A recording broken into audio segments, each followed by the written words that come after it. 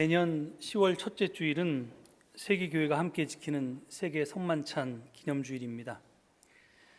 이날은 세계의 모든 교회가 동시에 성만찬 예식을 거행하면서 세계의 모든 그리스도인들이 예수 그리스도 안에서 하나임을 확인하는 날입니다. 우리가 지난 주일이 10월 첫째 주일이기 때문에 세계 성만찬 기념주일을 지켜야 하는데 한일 합동 수양의 관계로 부득이 한 주 미루어서 오늘 저희 교회는 지키게 되었습니다. 그리고 보통은 제가 교회력에 따른 성서 일과표 본문에 따라 설교하는데 오늘은 그러질 않고 마가복음이 증거하고 있는 이 최후의 만찬 장면, 이 성만찬과 관련된 장면을 본문으로 골랐습니다. 도대체 그때 거기서 무슨 사건이 벌어졌는가를 살펴봄으로써 오늘 여기서 우리가 나누게 될 성만찬 예식이 얼마나 놀라운 은총인지를 오늘 좀 확인해 보고자 합니다. 오늘 본문의 배경은 주 예수께서 잡히시던 날 밤입니다. 그날 밤에 예수님은 12제자들과 함께 유대인들의 해방절인 유월절을 축하하면서 만찬을 나누셨습니다. 그런데 이 즐거운 만찬 중에 하나의 사건이 벌어집니다. 예수님은 12제자들과 함께 자리를 잡고 만찬을 나누시다가 난데없이 이렇게 말씀하십니다. 18절을 보면 이렇게 되어 있습니다. 내가 진정으로 너희에게 말한다. 너희 가운데 한 사람 곧 나와 함께 먹고 있는 사람이 나를 넘겨줄 것이다. 동지들과 모여 앉아서 일치와 우애를 나누는 이 좋은 자리에 이게 웬 비보입니까? 그게 사실일까? 그렇다면 예수님을 넘겨줄 그 자는 누굴까? 제자들 사이에 술렁거림이 번졌습니다. 그리고 제자들은 저마다 근심하면서 주님께 물었습니다. 나는 아니죠? 왜 제자들은 나는 아닙니다. 절대로 저는 그럴 리가 없습니다. 이렇게 단호하게 대답하지 못하고 나는 아니지요 라고 꼬리를 빼면서 자신 없이 예수님께 물었을까요? 이는 12제자 중 누구라도 배반자가 될 수 있다는 암시 아니겠습니까? 불행히도 이 암시는 정확히 적중해서 예수님의 12제자 중 한 제자는 배반을 했고요. 또 한 제자는 예수님을 부인했고요. 결국에는 12 모두가 순환의 현장에서 도망치게 됩니다. 배반이나 부인이나 도망이나 사실 50보 100보지 스승을 등지고 떠났다는 점에서는 모두 똑같습니다. 그러고 보면 예수님은 어지간히 인복이 없었던 분 같습니다. 인사가 만사라는 말이 있는데요. 많은 사람들 가운데 예수님을 쫓아다니던 큰 무리가 있었는데 어떤 때는 장정들만 5천 명이 예수님을 쫓았다고 하는데 그 중에서 고르고 골라서 뽑은 12명이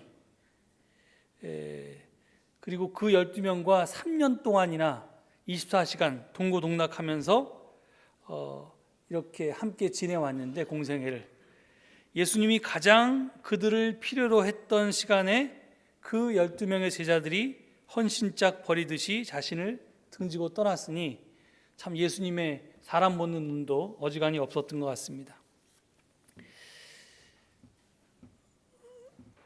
그런데 이게 꼭 12제자에게만 해당되는 일인가? 너라면 어쩔 것인가? 이런 질문이 이 본문을 읽다가 제 머릿속을 스쳤습니다. 남 이야기니까 그렇게 쉽게 하지 너라면 어떻게 했겠느냐? 만약 네가 12제자 중 한 사람이었다면 과연 너는 주님을 배반하거나 부인하거나 도망치지 않았을 자신이 있느냐?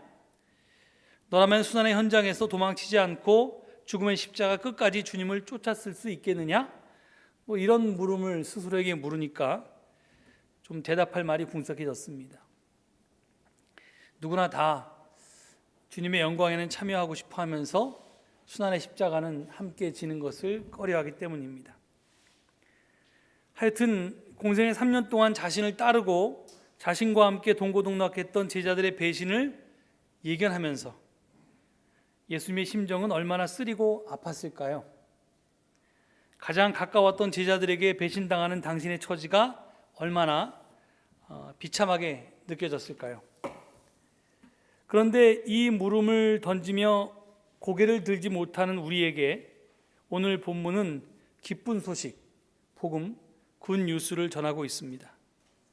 그 복음은 다름 아닌 최후의 만찬 말미에 있었던 성만찬 사건입니다.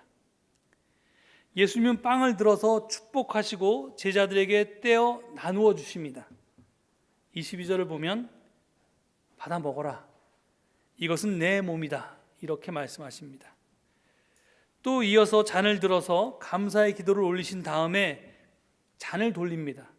그리고 23절에 보면 이것은 많은 사람을 위하여 흘리는 나의 피, 곧 언약의 피다 라고 말씀하십니다. 배반자의 존재가 그늘을 드리우고 있음에도 불구하고 예수님께서는 그가 누구인지 그 정체를 폭로하지 않으십니다. 여러분들이 복음서를 비교해서 읽으면 이게 분명하게 드러나는데요, 첫 번째 복음서인 마가복음은 유다가 예수님을 배반할 것이다라는 어떠한 암시도 없습니다. 적어도 이 최후의 만찬 장면에서는요. 마태복음이나 누가복음으로 넘어가면 이게 유다라고 하는 것을 이렇게 이게 표시가 되어 있는데 마가복음은 그렇게 서술하고 있지 않습니다. 그러니까 제가 아까 말씀드린 것처럼 12명 중 누구든 다 배신자가 될 위험이 있다는, 가능성이 있다는 그런 이제 뜻이기도 하고요. 하여간 그게 마가의 문학적 기법입니다. 하여튼 예수님은 지금 누가 배신할지 그렇게 폭로하지 않습니다. 그렇지만 제가 조금 아까 말씀드린 것처럼 누가 배신하든지 누가 부인하든지 누가 도망치든지 결국 12명은 다 50보 100보였다는 겁니다. 그러니까 뭐 이걸 굳이 폭로할 필요가 없었을지 모르겠습니다. 하여간 중요한 것은 조금 뒤면 한 명은 배신하고 한 명은 부인하고 나머지 모든 제자들은 다 도망칠 텐데 지금 예수님은 유다를 포함한 모든 제자들을 똑같이 먹이십니다. 이 얼마나 놀라운 장면입니까? 조금 후면 자신을 배반할 유다, 조금 더 후면 자신을 모른다고 3번씩이나 딱 잡았대 부인할 베드로, 그리고 결국에는 자신의 순환의 현장에서 다 도망쳐버릴 바로 그 제자들에게 자신의 몸과 피를 나누어 주시니 말입니다. 이게 복음이 아니고 기쁜 소식이 아니고 무엇이겠습니까? 우리들은 자격을 따지지만 예수님은 그렇지 않습니다. 그렇지 않으셨습니다. 이것이 세례자 요한과 예수님의 결정적인 차이라고 제가 몇 번 말씀드렸습니다. 세례자 요한은 선회개 후 구원을 주장했습니다. 입으로만 회개했다고 죄인이라고 떠들지 말고 회개했다는 증거를 보여라, 행실로 보여라, 먼저 자격을 갖춰라, 그러면 너에게 구원이 임할 것이다. 이것이 세례자 요한의 구원관이었습니다. 하지만 예수님은 달랐습니다. 선회개 후 구원이라는 도식보다는 오히려 선구원 후 회개라는 도식에 가까웠습니다. 수고하고 무거운 짐진 자들아 다 내게로 오라. 네가 세리이든 창녀이든 죄인이든 그런 거 상관할 거 없이 누구든지 다 와라. 너희는 해방됐다, 너희는 구원됐다, 이렇게 선포하셨습니다. 회개는 그 다음 문제였습니다. 먼저 구원에 대한 감격이 있고 이에 대한 자연스러운 감사의 응답으로서 회개가 뒤따르게 되어 있었습니다. 복음서는 그런 예들로 가득 차 있습니다. 세리 삭개오가 그랬고요, 가늠하다 잡혀온 여인이 그랬습니다. 예수님은 죄인이라고 거부하고 의인이라고 받아들인 게 아니라 무조건 환영하고 그들을 용서하셨습니다. 우리는 나는 하나님의 자녀가 될 자격이 없다고 또 턱없이 부족하다고 생각하지만 예수님의 구원 방식은 그게 아니었습니다. 너희는 하나님의 자녀다, 그걸 깨달아라. 그리고 이제부터라도 하나님의 자녀답게 살아라. 하나님의 자녀라는 신분으로 살아라. 이렇게 말씀하십니다. 죄가 많은 곳에 은혜도 많다고요? 그렇게 사도 바울이 말했는데 저는 예수님이 제자들과 함께 나눈 이 성만찬 장면을 보면서 다시 한번 죄가 많은 곳에 은혜가 많다는 사실을 확인했습니다.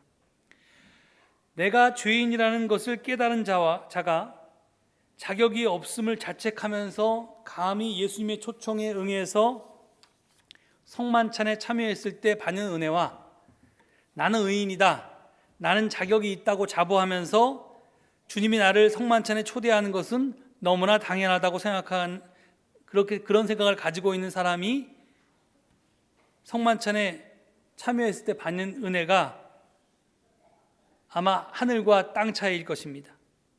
그러기에 성만찬은 의인들의 만찬이 아니라 죄인들의 만찬일 때 더 은혜가 되는 것입니다. 그런데 이런 큰 은혜를 받은 예수님의 제자들은 왜 스승을 배반하고 부인하고 도망쳤을까요? 그것은 아마도 그들이 스스로 죄인이라고, 나는 자격이 없다고 인정하지 않아서일 것입니다. 비록 겉으로는 설마 저는 아니지요 라고 말했지만 속으로는 저는 아닙니다 라고 말하고 있었던 것입니다. 예루살렘에 이르는 도상에서 제자들이 보여준 태도가 이것을 입증합니다. 하나님의 일을 생각하지 않고 사람의 일만 생각하는 제자들, 누가 더 높으냐를 가지고 다투던 제자들, 스승이 영광스러운 자리에 앉게 될 때 오른편과 왼편에 앉게 해달라고 조르는 그 제자들은 아직까지도 이것은 내 몸이다, 이것은 내 보혈이다 라고 말씀하시면서 송두리째 자기 자신을 내어주신 성만찬의 참뜻을 이해하지 못했습니다. 그들은 그것을 당연한 것이냐 받아 먹었습니다. 만약 스스로를 구원받을 자격이 없는 죄인이라고 인정하는 사람이라면 그런 자신을 위해서 예수님께서 이것은 내 몸이다, 이것은 너를 위해서 흘리는 내 보혈이다 라고 말씀하시면서 빵과 포도주를 나누어 주셨을 때 어찌 감히 당당히 받아 먹을 수가 있었겠습니까? 또 받아 먹더라도 송구스러워서 어쩔 줄 몰라 하면서 받아 먹어야 하는 것 아닙니까? 적어도 감격의 눈물을 흘리면서 받아 먹어야 하는 것 아닙니까? 하지만 제자들은 그렇게 하진 않았습니다. 그들은 아무 생각 없이 그냥 받아 먹었습니다. 그런 제자들의 파렴치가 결국 예수님을 십자가에 달려 돌아가시게 했던 것입니다. 교회 전통을 보면요, 우리가 조금 후에 갖게 될 이 성만찬을 뜻하는 용어, 우리 한국말로도 성찬, 성만찬, 주의 만찬 이런 식으로 이제 여러 가지로 불리기도 하지만 사실은 이 모든 것이 원어 자체가 달라서 이렇게 성만찬을 뜻하는 용어가 하나가 아니라 여럿입니다. 로드 서퍼라고 그래가지고 주님의 만찬이라고도 불렀고요, 홀리 코미니언이라고 해서 거룩한 교제라고 이 성만찬을 칭하는 그런 전통도 있습니다. 또 유카리스트라는 말도 쓰기도 하는데요, 여기서 특별히 유카리스트라고 하는 말은 히라버 유카리스티아라는 말에서 나왔습니다. 이 말은 감사드리다, 땡스기빙이라는 말입니다. 이 용어는 예수님께서 빵과 잔을 들고 감사한 것에서 유래했습니다. 그래서 이 감사례라고 이렇게 이름이 붙였는데요, 그런데 이것만이 이유가 아닙니다. 예수님의 감사드리는 희생, 즉 자신의 죽음을 미리 감사했던 것도 성만찬 예식을 유카리스트라고 불렀던, 즉 감사예라고 불렀던 이유 중에 하나였습니다. 하지만 유카리스트, 즉 감사란 용어와 관련해서 더 중요한 것은 우리가 성만찬에 참여하면서 얼마나 감사한지를 묻는 자세일 것입니다. 여러분은 오늘 어떤 마음가짐으로 성만찬에 참여하시겠습니까? 혹시 최후 만찬 때의 제자들처럼 아무 생각 없이 참여하시는 것은 아닙니까? 고린도전서 11장 27절로 29절에 이런 말씀이 있습니다. 사도 바울의 말씀인데요, 그러므로 누구든지 합당하지 않게 주님의 빵을 먹거나 주님의 잔을 마시는 사람은 주님의 몸과 피를 범하는 죄를 짓는 것입니다. 그러니 각 사람은 자기를 살펴야 합니다. 그런 다음에 그 빵을 먹고 그 잔을 마셔야 합니다. 몸을 분별함이 없이 먹고 마시는 사람은 자기에게 내릴 심판을 먹고 마시는 것입니다. 사도 바울은 우리가 성만찬 예식에 참여할 때 각 사람은 자기를 살피라고 권고합니다. 여러분 각자가 자신을 돌아볼 수 있기를 바랍니다. 여러분은 스스로를 평가하기에 어떤 사람입니까? 과연 주님의 몸과 피를 받아먹을 자격이 있는 사람입니까? 그렇지 않습니다. 우리는 마음은 원이로되 육신이 약한 사람들이고, 그래서 사도 바울의 고백처럼 원하는 선한 일은 하지 않고 도리어 원하지 않는 악한 일을 하고 있는 사람들입니다. 그런 비참한 사람들입니다. 마음으로는 하나님의 법을 섬기고 육신으로는 죄의 법을 섬기고 있는 그런 연약한 죄인들입니다. 그것이 우리의 솔직한 모습입니다. 그런 우리를 주 예수 그리스도께서 당신의 식탁에 초청해 주시는 것입니다. 그렇습니다. 비록 주님의 몸과 피를 받아먹을 아무 자격도 없고 어떤 공로도 없지만 주님이 초청해 주셨기에 우리는 그 앞에 나아갈 수 있는 것입니다. 수고하고 무거운 짐자들아 다 내게로 오라, 내가 너희를 편히 쉬게 하리라 라고 하는 주님의 무조건적인 환영과 영접이 있었기에 주님 앞에 나아갈 수 있는 것입니다. 하나님의 무한한 사랑이 있었기에 우리가 감히 나아갑니다. 그리고 그 사랑에 감격하고 감사하면서 주님의 살과 피를 내 몸 안에 모시게 되는 것입니다. 그러면 그 다음은 우리가 그 사랑에 응답해야 합니다. 그것이 그 순서가 그 차례대로 해야지 맞습니다. 이런 말이 있습니다. 종은 누가 그걸 울리기 전에는 종이 아니다.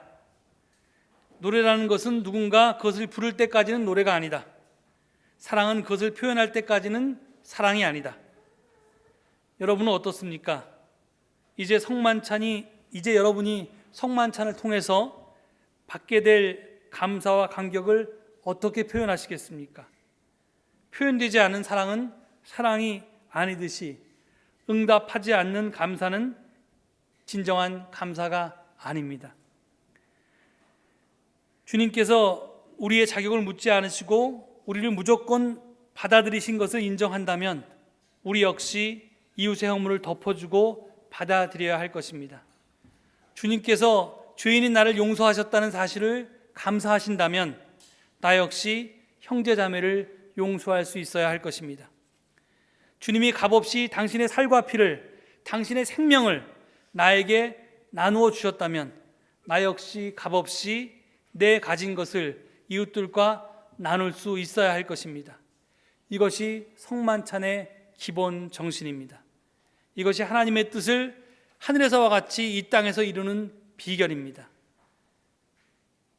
제가 예전에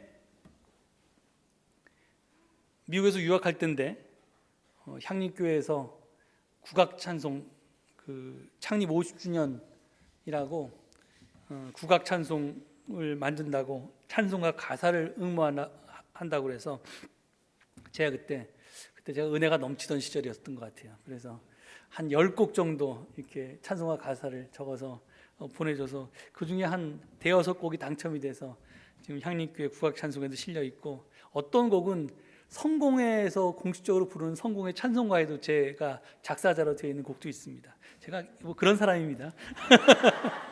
근데 하여간 그때 제가 이 성만찬을 교인들 앞에서 집례하면서 그 성만찬에 대해서 우리 함께 부를 국악찬송 가사를 쓴 게 있는데 이 가사를 소개하고 오늘 설교를 마치도록 하겠습니다.